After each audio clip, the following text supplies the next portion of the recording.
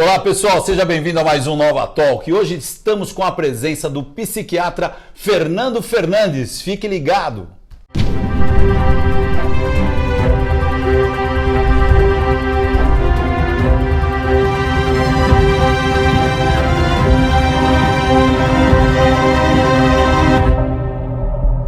Muito bem, Fernando, seja bem-vindo aqui ao Nova Talk. É uma honra tê-lo aqui, porque o Fernando já participa das convenções da Nova Frota há algum tempo. Você já foi em quais? Olha, logo na volta da Nova Frota, né, a do Odo. Você foi na do Odo? Fui na do Você Odo. até trabalhou no staff, né? Foi. Naquela convenção, foi bem bacana. Foi quando eu entrosei mais com vocês, né? Porque quando eu comecei a interagir mais no universo Star Trek, a Nova Frota ainda não estava... Tinha passado pelo recesso, né? Exatamente. Você foi nas outras, dos outros atores, não? Na dos outros atores não tive a oportunidade de ir. Pô, que absurdo, meu. Tá rebaixado o demérito aqui pro Fernando. Mas, Fernando, me conta uma coisa. O que você tem feito? Eu lembro que você dava aula em cursinho, igual a eu, no Poliedro. E aí, tá lá ainda? Então, eu me aposentei dessa profissão de professor que eu tive por 20 anos e agora eu estou me dedicando só à assistência em psiquiatria mesmo, que é a minha... Mas você é médico, né? Então, eu sou médico. Aí, como é que é a formação do psiquiatra? Pouca gente sabe, né? O psiquiatra é um médico como qualquer outro, né? Então, você faz 6 anos da faculdade de medicina, fora que hoje em dia tem que fazer cursinho, né? Mas, enfim, 6 anos da formação da faculdade médica e você escolhe uma especialidade. Entre as diversas especialidades tem a psiquiatria, que são mais 3 anos de formação para você tratar os transtornos psiquiátricos, né? Então você fica focado nessa área. Depois ainda, você pode fazer ainda uma subespecialização. Então olha o tempo de formação, né? 6 anos mais 3, aí você pode pôr mais um aí na conta, completando 10 anos. Que aí você pode fazer psiquiatria infantil, psiquiatria geriátrica, psiquiatria forense, psicoterapia. No meu caso, eu não escolhi nenhuma dessas. Eu fui fazer uma pós-graduação, né, o meu mestrado em transtornos do humor, que é depressão e transtorno bipolar. Então, essa é a formação do médico psiquiatra, que é diferente da formação do psicólogo, né? Legal. E você tem consultório? Sim, 90% da minha atividade profissional é em consultório. Depois a gente passa aqui o endereço do consultório. Mas além disso, eu sei que você está com um canal bombando aí no YouTube, né? Pois é, eu fui um dos primeiros, né, psiquiatras a falar sobre isso na internet, porque há algum tempo atrás, Luiz, é uma coisa curiosa, era meio esquisito um médico falar na internet, por incrível que pareça. Hoje em dia é tão comum, hoje até é comum, né? Estranho falar isso, mas quando eu lancei o meu canal há bastante tempo, era uma coisa meio constrangedora o médico se expor para ficar falando na internet, né? Tanto que o meu canal chamava, como é que chamava? Psiquiatria Online, não tinha nem meu nome, né? E hoje em dia eu até mudei o nome, é Psiquiatra Fernando Fernandes. Então eu fui um dos primeiros. Aí tem um canal que eu ganhei uma placa agora, alguns meses atrás, de 100 mil. Hoje deve estar com 116 mil inscritos. Eu lembro do teu canal, quando eu entrei a primeira vez, estava com 10 mil. Olha que faz tempo. Eu lembro mesmo que porque eu entrei de alguma maneira, a gente conversou, eu falei, vou pegar e vou entrar. E desde lá eu sou inscrito, desde os 10 mil. Aí foi crescendo. Por isso que de vez em quando eu fiz umas perguntas, porque eu vejo que a preparação para cada vídeo, os vídeos duram uns 40 minutos pelo menos, né? Tem vídeos de palestra que duram 40 minutos, tem vídeos mais curtos. Eu tento seguir a onda aí do YouTube, do algoritmo, para ver se a gente exatamente consegue. Mas eu vejo que dá um trabalho a tua pesquisa imenso, né? Porque quem não está acostumado com o YouTube nem vai perceber. Você não vai perceber um corte no vídeo dele. Mas, cara, é muito detalhe, né, meu? Detalhe do detalhe. Você gasta quanto tempo para produção? Um dia inteiro. Um dia, né? 24 horas, vamos pegar.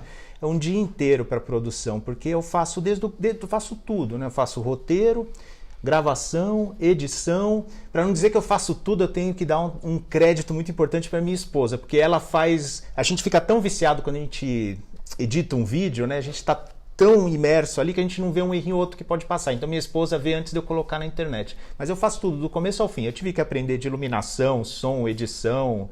Aprendi a mexer no Premiere. Então, se você entrar lá no canal Psiquiatra Fernando Fernandes, qualquer crítica que você fizer, bem-vinda, vai ser diretamente para mim, porque eu faço do começo ao fim. E você aprendeu a mexer com o Premiere como? Porque dá trabalho isso daí. Então, eu vou te falar, foi curioso. A primeira vez que eu mexi com Premiere tem a ver com Star Trek. Porque tem um cara, que eu esqueci o nome dele, é um cara que faz cosplay do Deadpool. E ele faz vídeos muito engraçados. Aí uma vez eu vi um vídeo dele que ele fez, esqueci o nome daquele, cortes secos, curtos, né? Jump Cut. Ele fez Jump Cut com dezenas, ele interagindo com dezenas de cosplay, com uma paródia daquela música Because I Happy, né? Acho que é Because Happy o nome. E aí ele fez Because I Cosplay. E ele fez uma letra, musiquinha. E eu achei muito legal aquilo. Eu falei, caramba, a gente tem tanto cosplay legal no Brasil. Aí saiu eu, o Fernando me ajudou nessa coleta. Fernando, o capitão aqui, Nova Frota. O Fernando Kirk, né? ele me ajudou, Fernando Augusto, ele me ajudou numas coletas. Aí eu saí um monte de evento de anime, de evento nerd.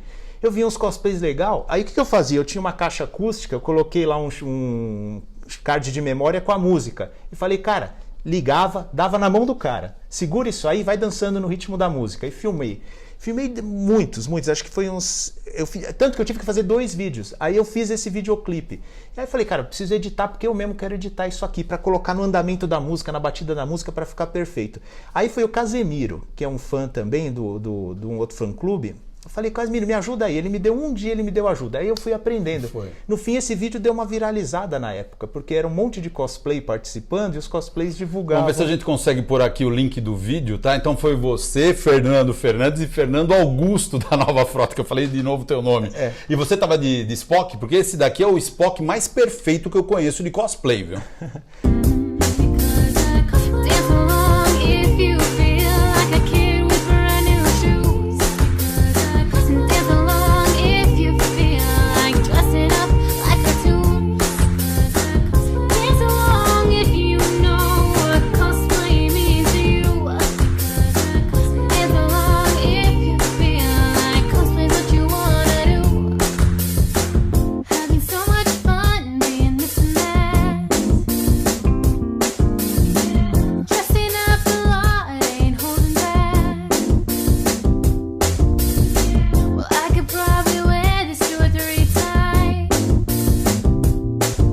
Sim, na abertura aparecemos eu, a minha esposa e o Fernando Augusto. Aí ela de Uhura, eu de Spock e o Fernando de Kirk, logo na introdução. E tem uma cena pós-crédito que eu tô com ela também, é surpresa, uma cena romântica. Fica Bem, mas me diz uma coisa, como é que apareceu o Star Trek na tua vida, vai? Porque você é novo, você é jovem, desde quando você curte isso? Então, isso aí começou, eu lembro bem. Eu sou um filho temporão, eu sou o terceiro, né? E eu sou bem temporão. Eu pro meu irmão do meio tem 12 anos de diferença, pro mais velho tem 14.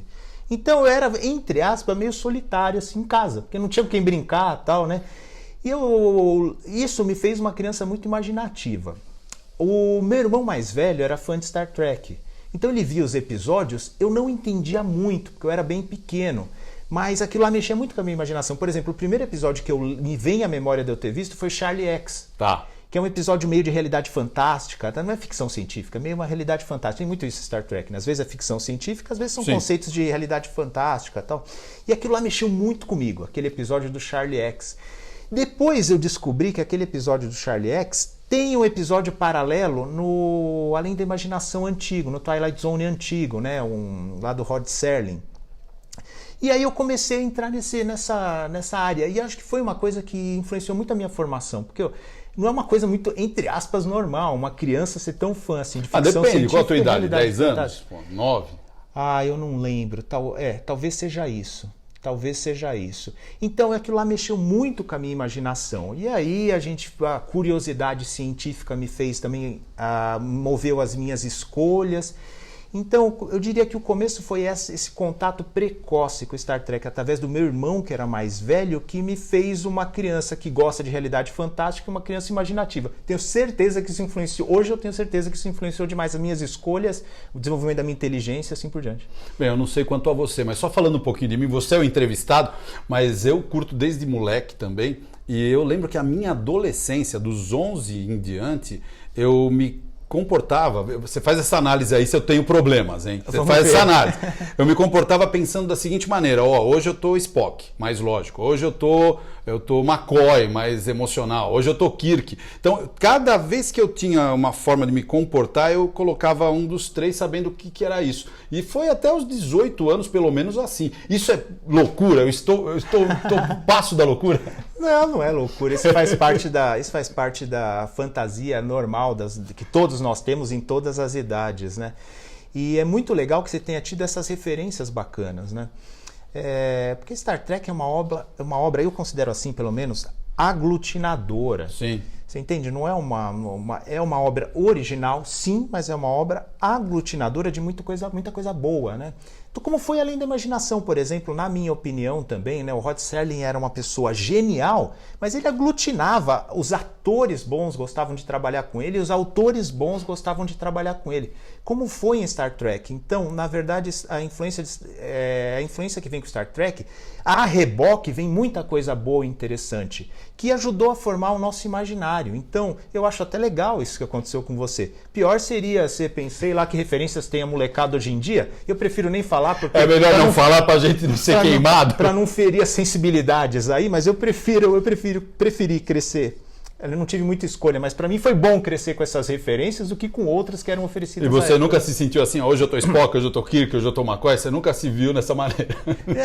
Não lembro exatamente assim, mas olha, que nas minhas brincadeiras, que a minha imaginação voava com esses conceitos de realidade fantástica e ficção científica, isso era bem legal. E hoje eu vejo que foi algo importante na minha formação. Muito louco, né? Ainda fazer você mover. Por exemplo, você participa do Diário de Bordo. Para quem não sabe, a nossa revista aqui tá bimestral. Nós temos uma revista de cultura pop, ciência, ficção científica e Jornada nas Estrelas. E você colabora de vez em quando também. Eu agradeço, porque você usa o teu tempo às vezes para esse tipo de coisa, que é filantrópico, tá?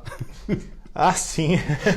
O cara fala, pô, mas o cara tá ganhando. Não tá ganhando nada. Tá... Não tô ganhando nada, só por prazer de divulgar um pouco as minhas ideias, né? Eu lembro que um artigo que eu gostei muito de escrever sobre...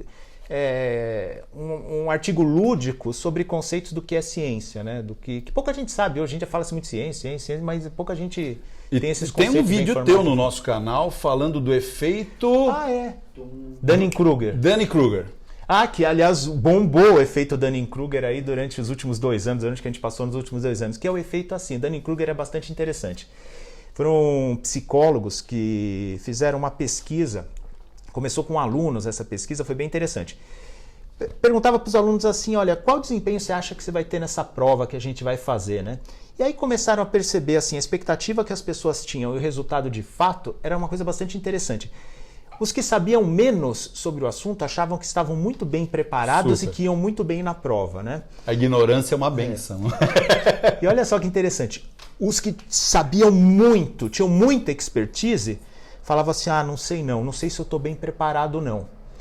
E aí quem que acabava acertando mais ou menos? Os médios. Os médios eram os que acertavam mais. Por quê? Porque eles falavam assim, eu estou mais ou menos preparado. Ia ver a nota da prova? Mais ou menos. Mais ou menos mesmo. Aí perceberam o quê? Cara, quem sabe pouco sobre o assunto, viu um artigo na internet, viu um meme, leu uma aba de um livro. Exato, viu um flash aí. Ele acha que ele domina aquele conceito, né? Quem estuda muito acaba tendo muito contato com as perguntas ainda não respondidas. Ele fala, cara, eu não conheço nada. Eu não sei isso. Né? Eu não sei isso, porque o cara acaba tendo... Tem uma frase atribuída ao Galileu, que ele fala, não sei se é dele, mas é muito boa, que ele fala assim, quanto mais estudo, mais eu amplio a esfera da minha ignorância. Então é assim, quanto mais você estuda, mais volume de conhecimento você tem, mais contato você tem com o que ainda não se sabe, com as perguntas em aberto. É aquela história, quanto mais você sabe, mais você sabe que sabe menos. Exatamente, porque você tem cada vez mais contato com a borda do conhecimento, com coisas que as pessoas não sabem. Agora, um amigo meu complementou esse ditado dizendo assim, quando você estuda muito pouco, você é um ponto, e o ponto, por definição, não tem área. Então você não sabe o que você não conhece, você não sabe o quanto você é ignorante. Exatamente. Né? E o efeito Dunning-Kruger, eles conseguiram, o efeito tem esse nome por causa dos 2 pesquisadores, né, que conseguiram quantificar isso, então isso é bem quantificável.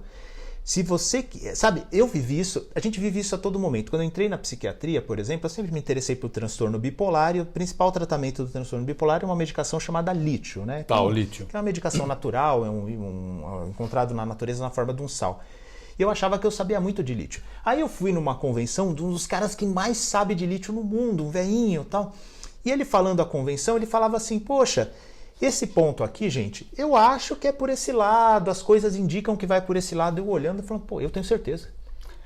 Por que ele tá falando desse jeito? Aí ele falou assim, esse outro ponto aqui, gente, eu acho que é por aqui, talvez, né, não seja, mas tudo indica que talvez vá para esse lado. Eu falei, como talvez? Isso aí eu sei disso, fala alguma coisa que eu não saiba, né? E aí eu estava sob efeito Dunning-Kruger, eu tinha estudado pouco ainda, perto do que ele estudou, eu achava que eu tinha muita certeza. Ele tinha estudado tanto que aquelas coisas que eu tinha certeza, ele já não tinha tanta certeza e não considerava um conhecimento tão exacerbado assim. Por quê? Porque ele tinha muito contato com o que ainda não se sabe, né? Então, gente, agora me pergunta assim, tá, e como que você não cai nessa? Difícil, hein? Difícil. Eu caí, por exemplo, no exemplo que eu dei para vocês, mas assim, a gente tem que se revisar a todo instante. Eu falo assim, o melhor remédio para você não ser feito de bobo é desconfiar que isso está acontecendo a todo instante. O melhor remédio para você não propagar uma ideia equivocada é desconfiar que isso possa estar acontecendo. Se você é muito cheio de certeza, toma cuidado. Mas o pior é que quando eu falo isso, eu tenho certeza que eu estou pregando para convertido. Você entende? Porque aquele que é muito cheio de certeza, ele vai ter certeza sobre o que eu estou falando, também não vai parar para se revisar. Então, uma dica aí para porcentagem aí que pode se revisar. Pô, eu não quero cair nisso, porque é meio triste, né? Triste, né? Então, desconfie que isso possa estar acontecendo a todo instante. Teste as suas ideias num debate aberto e amistoso com pessoas que pensam o contrário. Esteja disposto a rever os seus conceitos. Desconfie que você possa estar equivocado. É o único jeito. Isso vale para tudo na vida. Como que você nunca vai cair num golpe? Desconfiar, cara, que você não é tão esperto assim e que você pode estar sendo enganado. É o único jeito. Hoje em dia tá difícil, porque as discussões são muito fechadas, né? Cada um acha que tá com a verdade absoluta e quando você tem uma verdade absoluta aqui, a outra aqui, elas não se comunicam. Então, quando duas pessoas têm as suas verdades absolutas e vão tentar conversar, hoje em dia tá muito difícil, elas não estão se comunicando mais. Quer dizer, você não cria pontes, porque eu sou o cara que sabe, eu sou o cara que sabe. Resumindo, você tá errado, resumindo, você tá errado. Quer dizer, você não consegue se comunicar. Isso é muito ruim. E o período atual da humanidade, pelo que parece, e não é uma coisa de Brasil, parece uma coisa mais mundial, está muito nesse nível. Então os seres humanos estão perdendo contato de uma coisa gostosa que é a esgrima da discussão. Porque uma discussão é uma luta de esgrima. Tinha um professor que falava muito isso, porque você tem o teu conteúdo, você coloca, o outro também coloca. Então vocês vão esgrimando, vão discutindo. Ninguém precisa estocar o outro, mas necessariamente você pode trocar com o outro. Isso hoje em dia cada vez menos acontece. Uma figura legal disso é o jogo. Uma vez eu vi um amigo falando que tem que ser um jogo de frescobol.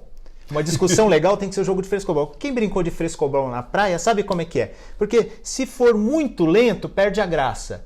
E também se for muito rápido, a bola cai e acaba o jogo. Brincadeira. Então a brincadeira é você ir rápido, mas de um jeito que você possa ter um bate-bola, né? O que a pessoa fala ressoa em você. O que você fala ressoa na pessoa. Exato. Essa é uma conversa bacana, né? Eu digo assim, olha, numa discussão, quem ganha? Quem ganha é quem aprende, quem acrescenta um ponto no seu conceito. Quem perde é quem se irrita. E uma última coisa que eu falo sobre isso é assim, cara, errado tá quem interdita o debate. Porque se a tua ideia ela é tão bacana, se o teu conceito é tão bom, poxa, submete ele a um teste das ideias, a uma boa discussão. As boas ideias vão prevalecendo desde que a discussão fique aberta. Mas a partir do momento que fecha, acho assim, quem fechou está errado por definição. Quem fechou está errado por definição. Asimov já falava isso, né? Asimov já falava isso. Agora, vamos lá. Eu sei que você já participou até da Campus Party, tem até diplominha, tem troféu. Como é que foi essa história aí? Isso aí foi legal, né? Que uma vez eu fiz junto com o Fernando uma palestra. A gente estava no fã-clube da FEFESP, né? A gente fez uma palestra muito interessante que é assim, a ficção científica ela não adivinha o futuro, ela cria o futuro, né? Porque todo mundo fala isso, eles adivinharam o que ia acontecer. Não, no caso dos Simpsons pode ser até que às vezes adivinha, né? Porque no caso dos Simpsons tem até umas cenas engraçadas que falam, olha, eles adivinharam o futuro, né?